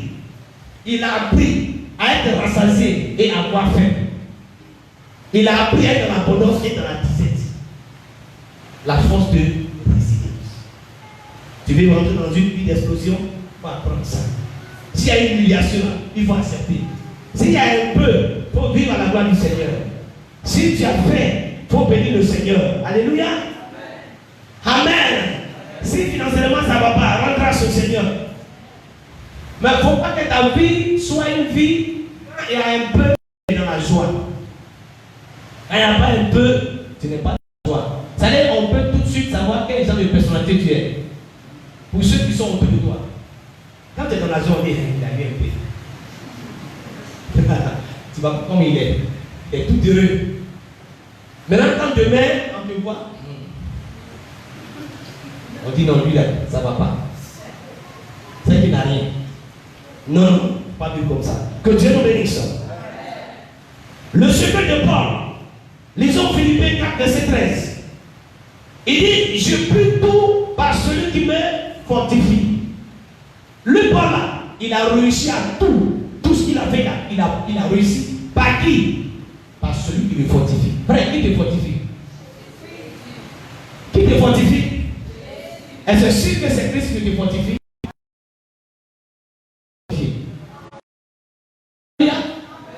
Tu n'attends pas la fortification des hommes. Tu es sûr? Je me souviens de la parole d'un père. Je venais de perdre mon père, mon papa. Alléluia, mon géniteur, j'ai dit que ma maman, je viens de le perdre. Et j'attendais logiquement. Je lui ai dit le soutien. Mais je ne vois personne. Alléluia. J'étais dans une famille qui était déçue, responsable. Je ne vois personne. Et le dimanche, l'enseignement qui va partir va encore me toucher encore. Alléluia. Si je n'ai vu personne, ma vie continue d'avancer. Parce que j'ai appris à me fortifier en Jésus. En Jésus. Et c'est là que quand même qu'à un moment donné de mon ministère, c'était difficile que je n'avais plus de pain. Mais je suis resté toujours parce que j'ai appris à me fortifier en Jésus-Christ. Les épreuves qu'on a traversées, j'ai appris à me fortifier. Alléluia. Je peux tout par celui qui me fortifie. Si Paul pouvait compter à travers les gens, il n'allait jamais réussi. Parce que les gens n'auront jamais le temps. Il a appris à se fortifier. Il dit ici, je peux. Oh, je bénis le Seigneur. Que Dieu vous donne la force d'apprendre à vous fortifier en Christ. Que quelle que soit la situation qui va arriver, que le Seigneur vous donne la force de vous fortifier en lui et en lui seul. Si Dieu par sa grâce, les gens viennent pour vous soutenir, gloire au Seigneur. Mais s'il n'y a personne qui vient pour te soutenir, réjouis-toi, parce que dans toutes ces choses, Jésus est avec toi. Jésus est avec toi. Jésus est avec toi. Les hommes peuvent t'abandonner, mais Jésus n'abandonne personne. Alléluia. Alors donc, la 9e attitude, c'est la force de résilience. Si tu n'as pas appris à faire ça, ta vie chrétienne va toujours chuter plus bas. Ta vie chrétienne va chuter toujours plus bas. Parce que tu n'as pas eu la force de résilience. Résister au choc. Ta foi va comme ça, et puis quand il y a un choc, ça descend. Après, quand tu as fait encore l'effort parce qu'il y a eu un choc, ça descend. Pourquoi? Parce que tu apprends à te fortifier près des sols. Voici le secret ce matin que tu donnes. 10e attitude, et on a presque fini. Lisons Matthieu 26, verset 6 au verset 7. Est-ce que je bénis quelqu'un ce matin? Le Seigneur, s'il te plaît. C'est 12 attitudes que je suis en train de donner la part du Seigneur. Apprends à mettre ces 12 attitudes en pratique. Oh, personne ne pourra t'égaler. Je dis personne ne pourra t'égaler. Ces 12 attitudes, je les ai aussi appliquées à ma vie. Et je t'enseigne parce que je n'ai pas expérimenté. Je suis passé par ces situations. Alléluia. Matthieu 26, verset 6 au verset 7. Comme Jésus était à Béthanie, dans la maison de Simon le lépreux, une femme s'approcha de lui. Prenant un vase d'albâtre qui renfermait un parfum de grand prix. Et pendant qu'il était à table, elle répandit le parfum sur sa tête. Elle répandait le parfum sur sa tête. La 10e attitude que je te donne ce matin, c'est l'altruisme de Marie de Magdala. L'altruisme. L'altruisme, c'est un amour poussé, un amour désintéressé des choses. L'altruisme. Alléluia. L'altruisme est une disposition de caractère qui conduit à s'intéresser à ce qu'on doit faire le bien aux autres, les aider, à faire preuve de générosité envers eux, sans rien. Sans rien, pourquoi? Rien en retour. Quand tu fais du bien, tu attends quoi en retour? Voilà là où se trouve le problème. À chaque fois que tu fais des choses, tu attends en retour qu'on fasse pour toi. Si tu as ça, tu ne peux pas entrer dans le mystère de la Christ. Et ça, c'est un mystère que je vous enseigne ce matin. Alléluia. C'est un sentiment d'amour pour autrui qui peut être instinctif ou réfléchi. Il s'oppose à l'égoïsme. Alléluia. Qu'est-ce qui s'est passé dans le passage de Matthieu 26? La Bible dit Jésus était à Bethanie dans la maison d'un certain Simon, le lépreux. Il est parti, il était là-bas. Or, ce qui me touche Jésus, c'est qu'il est avec tout le monde. Que ce soit les riches, que ce soit les pauvres, que ce soit les démunis, Jésus est avec tout le monde. Et la Bible dit qu'une femme est rentrée dans cette maison ayant appris que Jésus se trouve dans ce lieu. La femme s'en va, elle s'approche, tenant un vague d'appât qui renfermait un parfum de grand prix. Soulignons, un parfum de grand prix. Et pendant qu'il était à table, elle répandit le parfum sur sa tête. Lisons Matthieu 26, verset 8 au verset 10. Les disciples voyant cela s'indignèrent. Hey! Les disciples voyant cela s'indignèrent. Et il dit, à quoi bon cette bête? On aurait pu vendre ce parfum très cher et en donner le prix aux pauvres. Jésus s'en étant aperçu leur dit, pourquoi faites-vous la peine? Pourquoi faites-vous de la peine à cette femme? En fait une bonne action à mon égard. Alléluia. Elle a fait une bonne action à mon égard. Les disciples étaient indignés parce que le parfum qu'elle a versé sur Jésus, c'était un parfum de grand prix. C'était un parfum qu'on peut vendre des millions. C'est un parfum de nard. À ce moment-là, on ne peut même pas sur le marché, tu ne peux pas payer. Et la dame prend le parfum, elle approche à la table de Jésus et puis elle renverse le parfum sur l'homme. Les disciples étaient indignés. Ils disent, waouh, mais quel gâchis!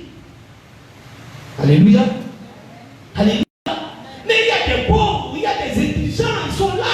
Au lieu de verser le parfum sur Jésus, on aurait pu prendre ce parfum et donner l'argent aux pauvres, faire le monde aux pauvres. Et on.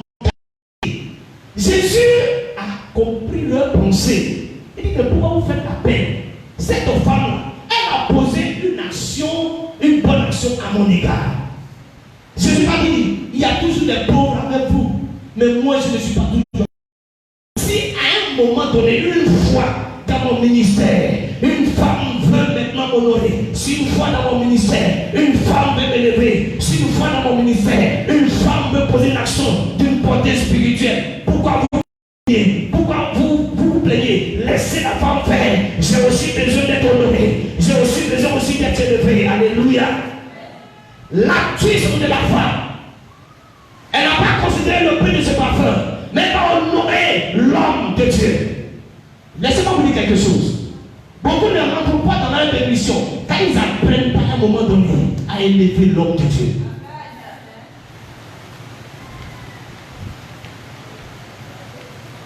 Alléluia. Les anglophones sont plus forts que les francophones. Les anglophones savent honorer les serviteurs de Dieu. Mais les francophones, eux, l'a appelé. Il n'a pas dit qu'il est passé, c'est quelqu'un qui l'a appelé, non? Les Anglais francophones, ça. Mais les anglophones, alléluia. Je me souviens dans les années passées, à Yamoussoukro, un Ibo est beaucoup âgé. Je peux être son fils. Et c'est que je suis serviteur de Dieu. Le monsieur m'a vu. Et avant de me saluer, il ne va jusqu'à même se prosterner. Oh, j'étais choqué. Écoutez-moi bien, cela s'est passé en plein jour à la gare. Je vois les hommes et cet homme âgé qui va me saluer, il va aller jusqu'à lui. Ah! Mais ici là, pas ça. Si tu ne veux pas attention, il va te dire. Alléluia. Il n'y a même pas, il n'y a aucun respect. Alléluia. L'homme de Dieu, il n'est pas Dieu, mais il est homme de Dieu. Il porte en lui une gemme. Il porte en nous le spécimen de Dieu. Il a une grâce extraordinaire en lui. Il a quelque chose d'extraordinaire que Dieu a déposé en lui. C'est vrai qu'il n'est pas quelqu'un. On voit en lui déjà non quelque chose de grand. La Bible déclare que Dieu appelle les choses viles pour confondre les choses de ce monde. Donc quand tu vois un homme de Dieu, ce n'est pas son mis en lui, c'est la parole que Dieu a mis en lui, c'est la grâce que Dieu a mis en lui. Et si tu fais toucher cette grâce, si tu fais toucher cette faveur, les portes des cieux s'ouvrent pour toi. À chaque fois que tu vas commencer à le regarder, à chaque fois que tu vas commencer à dire mais ceci, cela, et tout ça, Dieu est en train de te dire tu n'as pas encore compris. Alléluia. Regardez l'action que la femme va poser. Même les disciples étaient choqués. Oh. Alléluia.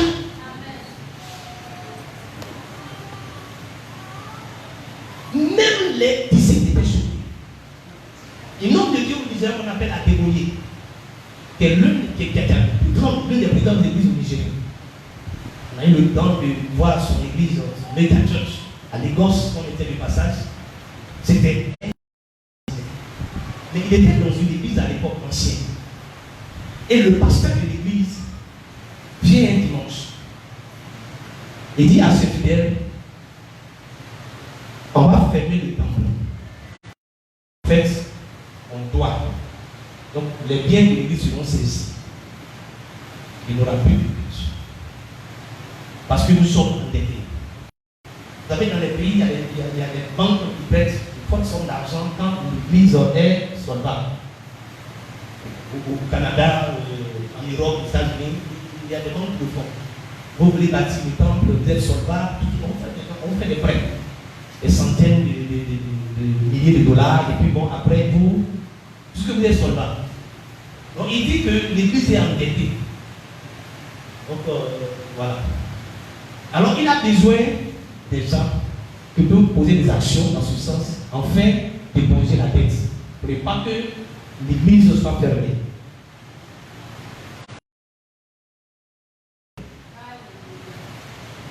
Et regarde cet enfant spirituel. Qui sont ceux qui peuvent prendre cet engagement? Quand les gens sont en train de manipuler le téléphone. Allô? C'est comme si la mission vous défile. Il n'a pas de partir. Le téléphone n'a pas sonné. Allô? Il est parti, il ne revient plus. Il était arrêté à débrouiller. Il sort avec sa femme. Il dit, papa, mais nous, on va casser notre compte bancaire. Tout ce qu'on a, on va donner au Seigneur. C'est vrai que ça ne peut pas être manger, mais c'est ce qu'on peut faire. Alléluia. Amen. Et les gens qui les gens sous quoi? Allez-y au Nigeria, allez-y à Bouchaoui, à Lagos, allez voir. L'église n'a rien à voir avec ici. Ici, à nous, allez-y au Ghana, vous allez voir. Est-ce qu'on fait l'église ici? Écoutez-moi bien, sans argent, on ne peut pas faire le du Seigneur. Ça veut dire savoir. Si donnez pas, l'église de Dieu ne peut pas avancer. C'est pour ça que Dieu vous a envoyé ici. Non seulement sauver votre âme, mais vous amener à contribuer à l'évolution de son œuvre. Alléluia. Et il dit à l'homme de Dieu, voici ce que ma femme et moi ont fait. Il n'y a pas de problème. Amen. Et les chemins qui ont cassé leur compte, ils ont envoyé l'argent. Et l'homme de Dieu dit, en fait, l'église n'est pas en faillite. L'église n'a aucun problème. L'église bouge parce que c'est l'église du Seigneur. Mais le Seigneur m'a amené à tester vos foi. Pour voir ceux qui sont ici. Ils sont ceux qui sont réellement pour le Seigneur, ils sont prêts à se sacrifier pour lui. Voilà cet ancien et sa femme. Il leur dit, retrouvez votre argent. Mettez-moi sur le jeu. Et la Bible, il a prié pour eux. Quand il est parti, une personne extraordinaire. Demandez l'église les racheter. Il dit, c'est lui qui est le fondateur, l'église les racheter. Ça s'étend, l'église s'étend sur kilomètres. C'est-à-dire, longueur de l'église, nous, on a fait 20 mètres. Puis les appelle kilomètres. Donc si tu vas là-bas, tu es carrément, non, tu te dis, c'est pas la peine. Alléluia. Voici l'église. Mais le francophone, tu as crié. Tu vas prendre les techniques. Tu vas prendre les paroles. Toucher. Ça passe pas. Amen. Alléluia. Regardez ce que cette femme a posé comme action. Tout ce qu'elle a, c'était son parfum. Ça veut dire que si elle vend ça, elle est millionnaire. Mais dis ça, je donne ça à Jésus. Ça, je donne ça à Jésus. Et la Bible recommande aux chrétiens de pouvoir aux besoins des saints. Romains 12, verset 13. La Bible recommande aux chrétiens de pouvoir aux besoins des saints. Pourvoyer aux besoins des saints. C'est ce que la Bible dit. Pourvoyer aux besoins des saints. Est-ce que vous pourvoyez aux besoins? Alléluia. À partir de cette action, la vie d'explosion va commencer dans la vie de cette femme. Une fois qu'on dit que Jésus a chassé des démons dans sa vie, vous comprenez? Qui était connue, mais l'action qu'elle a posée va ouvrir les portes de l'explosion. Lisons Matthieu 26 au verset 13. Il dit, je vous le dis en vérité, partout où cette bonne nouvelle sera prêchée, dans le monde entier, on racontera aussi en mémoire de cette femme ce qu'elle a fait. Ce qu'elle a fait là, tous les monde sont en train de lire. Ce qu'elle a fait là, tous les monde sont en train de raconter. Ce qu'elle a fait là, toi et moi chaque jour on parle de cela. C'est la vie d'explosion et d'expansion de la vie de cette femme. Parce qu'elle pose une action qui va toucher le cœur du Seigneur. Alléluia. Alléluia. Frère, Dieu attend de toi. Dieu attend de toi. Quand tu regardes son serviteur, qui passe son temps à prêcher l'évangile avec tout son cœur. Il prêche la parole de Dieu avec compassion. Il prêche la parole de Dieu avec sincérité. Tout devant toi. Il est toujours là, en train de prier pour toi. C'est vrai que tu me dis que je fais les offrandes. Ici, on ne parle pas d'offrandes. Regarde et pose une action dans la vie de son serviteur. Quelque chose d'extraordinaire. Rentre chez toi et dis Dieu, quel est le besoin de ton serviteur? En ce moment précis, Seigneur, quel est le besoin de ton serviteur? Quelle action je peux mener dans sa vie pour que, Seigneur, quelque chose de surnaturel s'explose dans ma vie? Alléluia. Alléluia. C'est les choses que j'ai appris à le faire. Je vous donne un témoignage. Quand nous étions avec notre père à Yamsoto, l'apôtre Paul Service, une dame qui vendait une montre depuis la France, elle est venue. Je ne vous donne pas le prix du set. Il ne dit pas de m'acheter une montre. Je vais vous rendre un témoignage. Et je m'en vais voir la dame. Je lui compte combien c'est.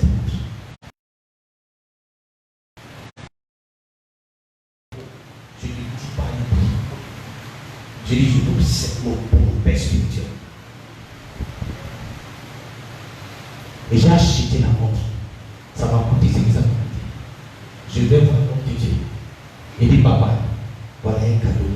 Il l'ouvre. Regardez la première chose qu'il m'avait dit. Il dit, mon fils, c'est une folie. Parce qu'il connaît comme les annonces. Alléluia. Alléluia. Il veut seulement que tu pries pour moi. Il veut seulement que tu pries pour moi. Et l'on va libérer les paroles sur moi. Quand il viendra ici lui-même, si Dieu fait grâce pour la consécration du temple, il vous rendre des témoignages. Vous allez savoir que ce que je vous dis n'est pas de la maison. Je sais ce que Dieu a fait pour moi. Alléluia. Je sais les portes que Dieu a ouvertes pour moi. Il y a des portes. Dieu m'a fait grâce d'entrer à la primature.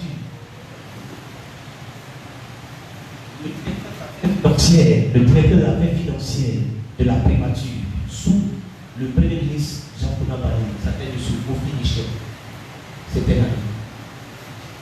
C'est la primature. C'est des endroits que je ne peux pas imaginer entrer un jour dans ma vie. Mais c'est ce qu'on est des portes que le Seigneur a ouvert pour moi par rapport à l'altus. Alléluia. Alléluia. Jusque-là, tu n'as pas encore fait quelque chose à toucher le cœur de Dieu sur le ministère de l'homme de Dieu. Si tu as fait les choses pour l'église, gloire au Seigneur, mais le ministre de Dieu, l'homme de Dieu, n'a pas encore posé une action.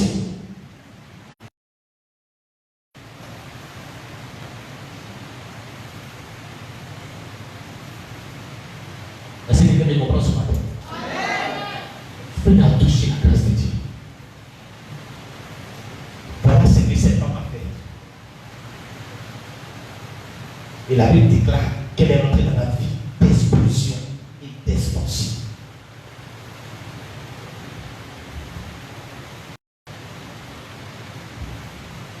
Tu m'entends ce matin?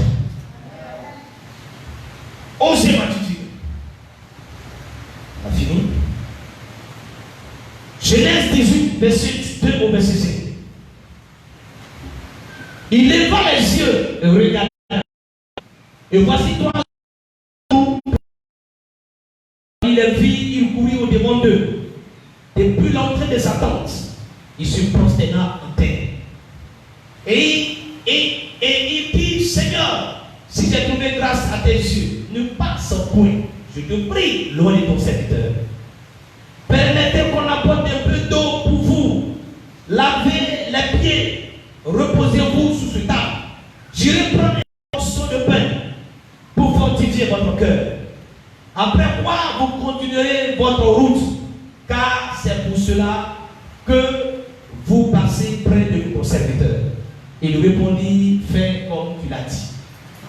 Abraham était couché là. Regardez qu'il y avait une promesse sur sa vie. Dieu lui dit qu'il va avoir un enfant depuis 25 ans. Enfant n'a vient pas. Alléluia. Il était couché sous un soleil de plomb. Sous un arbre. Il faisait très chaud. Et aussitôt, il voit 3 personnes. Mais dans les 3 personnes, il voit discerner qu'il y a mon Seigneur. Il y a un qui est Dieu dans ces 3 personnes. Et la Bible, il va courir, apprendre à discerner les vrais serviteurs de Dieu. Alléluia. Généralement, les vrais là, on ne sait pas les honorer. Si vous voulez en faire un test, je vais faire venir un pasteur ici. Comme ça. Puis je l'envoie ici. Je vous assure. Et vous êtes bien. Là, il y en a qui va faire sortir ici. Là. C'est pas possible. Vous savez de quoi il parle. Comment on a même là, il y a même là ici.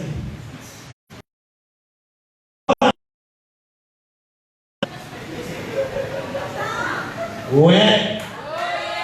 Comment il est respecté, hein? Non, c'est une affaire comme ça.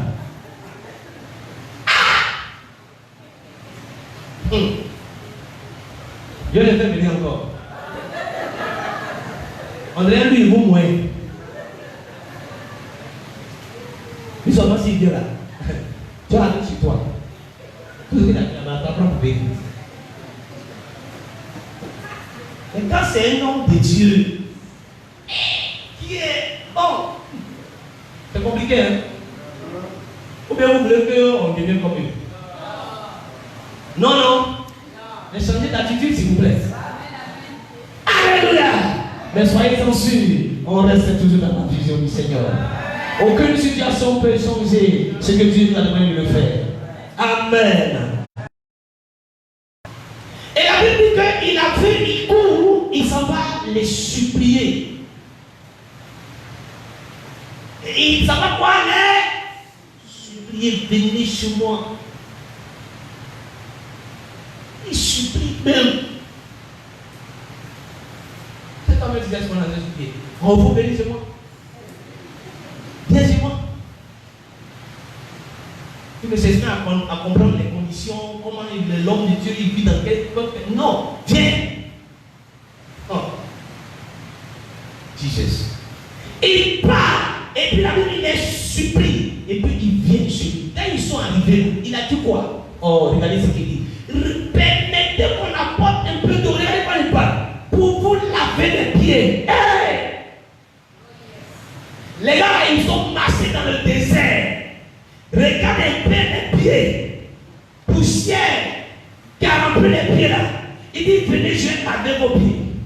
As-tu déjà lavé tes pieds?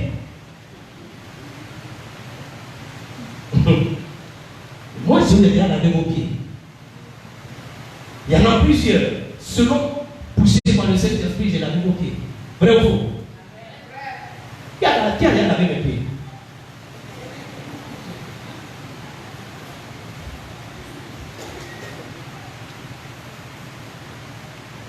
Venez, je vais laver vos pieds. Regardez poussière. Reposez-vous sur ce tas. J'irai prendre un morceau de pain pour forcer votre cœur. Après, continuez votre route. C'est pour cela de passer près de votre serviteur. Il répondit, fais comme tu l'as dit. Le zèle, la 11e attitude, le zèle d'Abraham pour répondre aux besoins de Dieu. Et il y avait son zèle. Abraham a dit qu'il avait un besoin de Dieu. Il court parce qu'il faut répondre aux besoins de Dieu. C'est quoi le zèle? Le zèle est une ardeur, un engagement complet dans ce qu'on fait. Notre texte l'oppose à la paresse, qui est une répugnance à l'effort, un goût pour l'inaction, une apathie. Paul nous le recommande dans Romains 12. Ayez du zèle et non de la paresse. Soyez fervents d'esprit, servez le Seigneur. Servez le Seigneur. Qui est serviteur, qui est servante ici? Qui sert Dieu ici? Est-ce que vous servez Dieu? Yes. Dieu vous dit ici dans ce passage-là, soyez fervents d'esprit, servez le Seigneur. Toi tu viens pour qu'on te sert. C'est pas ça? Tu es assis, on va te servir. Mais toi tu ne sers jamais. Apprends à servir. Si tu veux qu'on te sert, sers le Seigneur. Oh, si tu sers le Seigneur, tu te verras que les gens vont te servir. Il y a plein de choses à faire dans la maison de Dieu. Il y a beaucoup de choses à faire. Tu ne sers pas le Seigneur. Apprends à servir le Seigneur. La vie d'explosion et d'explosion divine est entrée en vigueur dans la vie d'Abraham. Remarquez que Abraham attendait l'accomplissement d'une promesse. Il ne pouvait plus prier. Il ne pouvait plus prier. Mais voici l'action qu'il va poser. Genèse 18, verset 10. L'un d'entre eux dit, je reviendrai vers toi à cette même époque. Il a dit quoi? Je reviendrai à cette même époque. Ta femme. Sarah écoutait à l'entrée de la tente qui était derrière lui. Qu'est-ce qui va mener? L'ange a dit à Abraham qu'il retourne chez lui. C'est à cause du zèle qu'Abraham a déployé pour le recevoir, pour servir, pour répondre aux besoins de Dieu. Ils étaient fatigués, ils marchaient sur un soleil brûlant. Il fallait qu'ils trouvent un peu d'eau à boire, un peu de nourriture pour avoir la force. Et Abraham a discerné ce besoin dans la vie de ses serviteurs de Dieu. Abraham va courir, Abraham va les supplier, Abraham va manifester le zèle. Parce qu'il a vu que c'est une opportunité. Il dit, si je sers Dieu avec le zèle, Dieu aussi va répondre à mes besoins. Parce que j'attends l'accomplissement de la promesse de Dieu. J'ai prié Dieu, mais je vais servir Dieu. Oh, j'ai adoré Dieu, mais le temps est arrivé de servir Dieu. Je vais servir Dieu, je vais servir le Seigneur, mais je le sers avec le zèle, je le sers avec la force. Et la Bible dit, l'ange va lui dire, à cause de ce que tu as servi, l'année prochaine, Monsieur Abraham, l'année prochaine, à cette même époque, Sarah, ta femme, qui ne pouvait pas enfanter, aura un fils. Quelqu'un me comprend? Et la prophétie s'est accomplie. Qui est né? Isaac. Est-ce qu'il a là, il a prié? C'est le zèle qu'il déploie pour répondre aux besoins de Dieu. Le zèle qu'il déploie pour répondre aux besoins. C'est la même chose que les Juifs, les Romains, quand le secteur de santé était malade. C'est la même chose. Ils sont allés voir Jésus. Guérir le serviteur du centenier. Ce n'est pas facile. Mais ils vont dire à Jésus, il a bâti la synagogue. À cause de ça, il mérite. Il mérite. Jésus va se déplacer pour aller. Parce que l'homme a posé une action en sa faveur. Le zèle que vous déployez pour répondre aux besoins de Dieu. Un besoin de Dieu. Frère, il ne faut pas attendre qu'on te supplie. Il faut courir toi-même.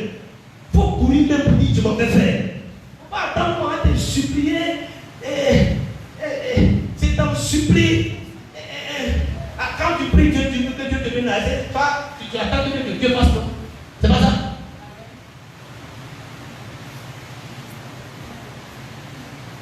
Manifeste le zèle. Et la dernière attitude. Et puis nous allons ce témoignage, et pardon, cet enseignement, mais bien aimé, faites-nous la faveur, s'il vous plaît, d'appliquer ces deux attitudes dans vos vies. Pour que Dieu puisse me révéler, ça n'a pas été facile. J'ai mis assez de temps. Je suis épuisé. Venant d'un voyage, le corps est fatigué. Mais j'ai tenu à donner cet enseignement avec toute mon âme. Il ne faut pas aller jeter ça chez toi. Et puis tu vas dire que Dieu n'a rien fait pour moi. On vous donne des choses, des secrets. Appliquez ça, vous allez voir des résultats. C'est tellement simple. 12e verset 5 au verset 7. Du temps de Rome, roi de Judée, il y avait un sacrificateur nommé Zacharie, de la classe d'Abia. Sa femme était d'entre les filles d'Aaron. Elle s'appelait Élisabeth. Tous deux étaient justes devant Dieu, observant d'une manière irréprochable tous les commandements et toutes les ordonnances du Seigneur. Ils n'avaient point d'enfants parce qu'Élisabeth était stérile. Ils étaient l'un et l'autre avancés en âge. Les détails sont importants. Ils n'avaient pas d'enfants, mais ils étaient avancés en âge. Ce qui me touche dans ce passage, c'est la 12e attitude c'est la loyauté de Zacharie et d'Élisabeth. La loyauté. La Bible dit qu'ils servaient le Seigneur. Mais pourtant, ils avaient un besoin. Ils n'ont pas d'enfant. Ce que vous ne savez pas, c'est que Zacharie était un sacrificateur. Et un sacrificateur transmet le sacerdoce. C'est-à-dire qu'il faut qu'il ait un fils. Si vous voyez bien, Aaron, avant Aaron, c'est qui? Eliezer. Donc Aaron, il transmet le sacerdoce à ses enfants. C'est comme ça la sacrificature. Et lui, il est sacrificateur, mais il n'a pas enfant. Regardez comment on se moque de lui. Vous ne pouvez pas imaginer. C'est comme un pasteur et sa femme. Ils servent Dieu de tout leur cœur, mais ils n'ont pas enfant. L'homme de Dieu et sa femme n'ont pas enfant. Je vous assure que dans l'église, il y a d'autres qui vont dire là, on connaît les chrétiens. Souvent, ils ne tapent pas dit ça là. Dans leur côté là, papa, tu n'as pas remarqué. Et puis là, ils n'ont pas enfant. Où est ton problème? Au moins, il prie pour toi ton enfant. C'est ça qui est l'essentiel. Mais ce sont ton enfant là qui t'intéresse. Ça là, ici qu'ils n'ont pas sacrifié, ça rentre là pour le ministère.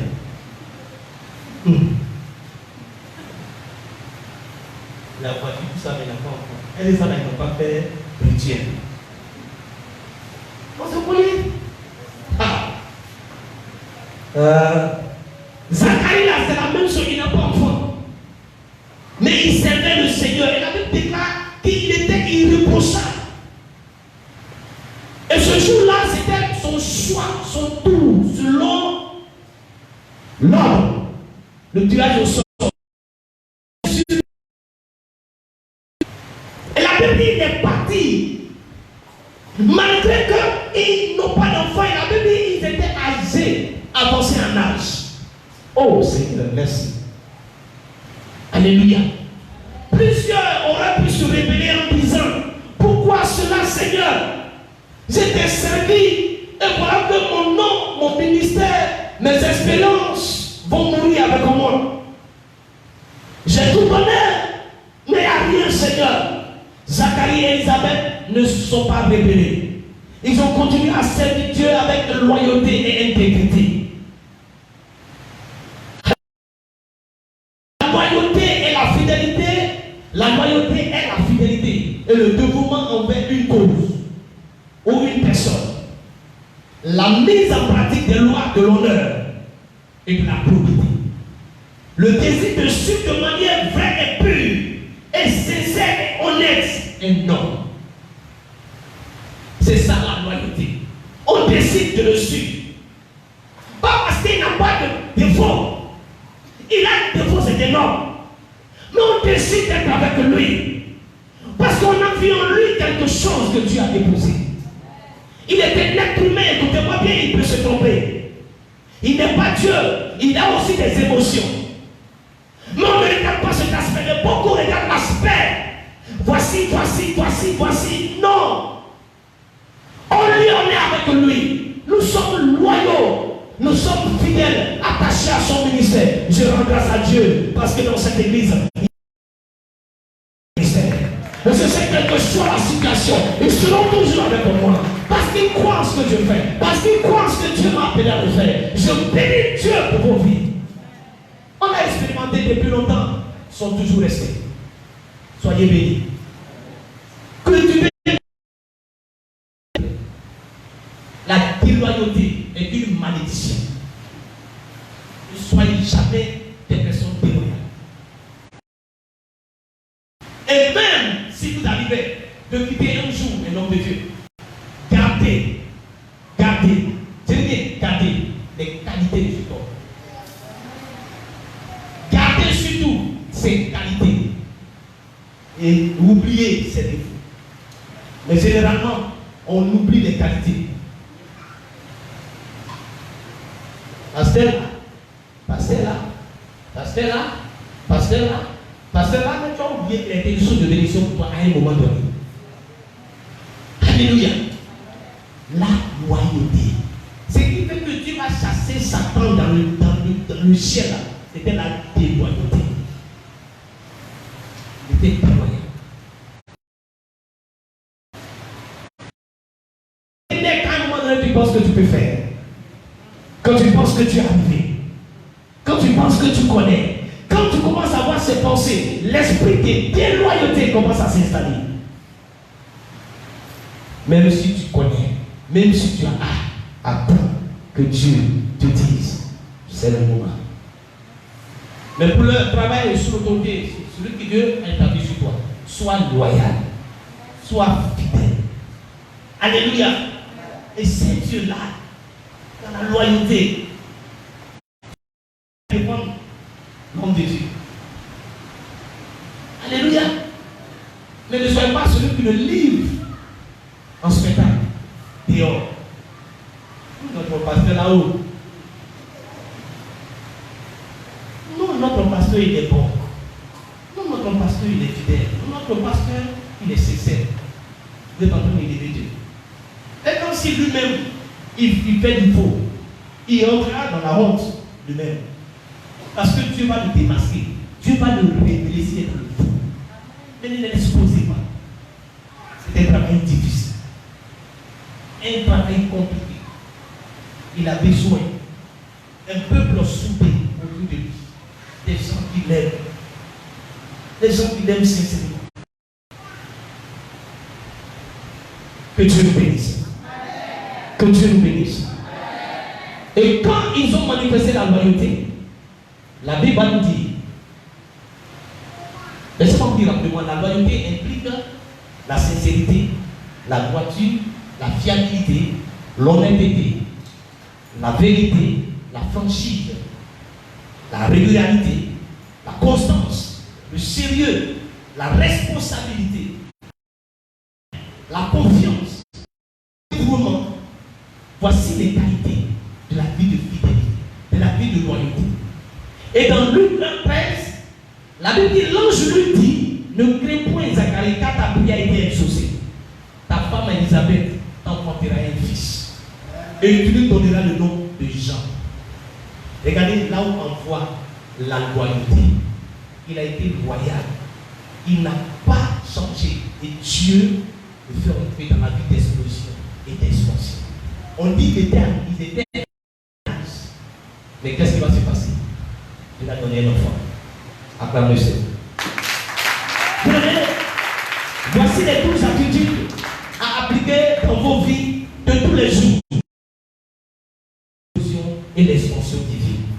La force spirituelle en action sur Esther, avoir le cœur de David selon Dieu, apprendre ses échecs afin de rebondir de nouveau comme Moïse, croire en ce que Dieu dit et persévérer dans les épreuves comme Joseph, manifester l'obéissance d'Isaac, l'intransigeance de ne pas abandonner malgré le coup de la vie de Jacob, la méditation de la parole de Dieu, son application de Josué, la vie de prière du prophète Élie, la force de résilience de l'apôtre Paul, l'altruisme de Marie de Magdala, le zèle et enfin la loyauté de Zacharie et d'Élisabeth. Voici les 12 attitudes que Dieu te demande à manifester tous les jours pour entrer dans la vie d'explosion et d'expansion. Que Dieu vous bénisse.